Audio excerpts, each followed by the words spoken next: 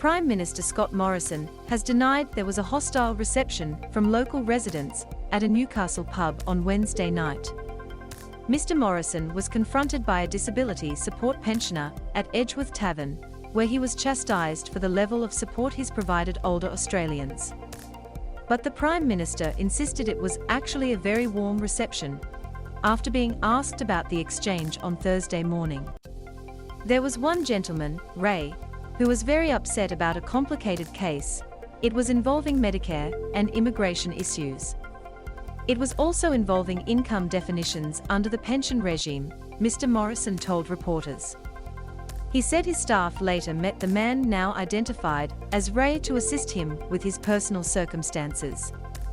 Ray yelled, "Listen to me for a change," as he accused Mr. Morrison of failing to deliver on his election promises. "This is what you said when you got elected last time. We're going to help all those people that worked all their lives, paid their taxes," he said. "I've had a go, mate. I've worked all my life and paid my taxes. You can have $1 million house, you can have $250,000 in the bank, you can have negative gearing and franking credits, but a disability pensioner can't have any income." The Prime Minister appeared calm while speaking with the man, and asked that he speak with one of his staff, but the spray continued. "You better do something. I'm sick of your bull," the man said. Labour leader Anthony Albanese said people should remain polite when addressing politicians in public. "I think people should engage politely wherever possible," he said. "It is important in this country that we are able to have discourse, and it is good that, here in Australia, we can have politicians get out and about." The opposition leader's comments come after he also had an awkward encounter with a local resident in Perth on Wednesday during a public appearance with WA Premier Mark McGowan. The unidentified man crashed the press conference, introduced himself as a local resident, and insisted on asking Mr. Albanese a tough question if he was up for it. Mr. Albanese initially said that he was absolutely up for it, but changed his mind and said the conference was authorized for media only. "We're just taking questions from journalists because that's what you do at a press conference." Worst Prime Minister. In another video posted on Twitter on Wednesday evening, a woman reportedly from the same pub approached the Prime Minister with her camera to take a selfie with him. Instead of snapping the shot, she said, "Congratulations on being the worst Prime Minister we've ever had."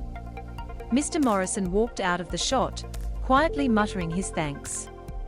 Mr. Morrison is also in a political fight with the Queensland government over funding for flood victims, with acting Premier Cameron Dick saying the Commonwealth's refusal to jointly fund a new package was the highest level of disrespect. He has made the political calculation he does not need to votes of flood-impacted families in this state, Mr. Dick said.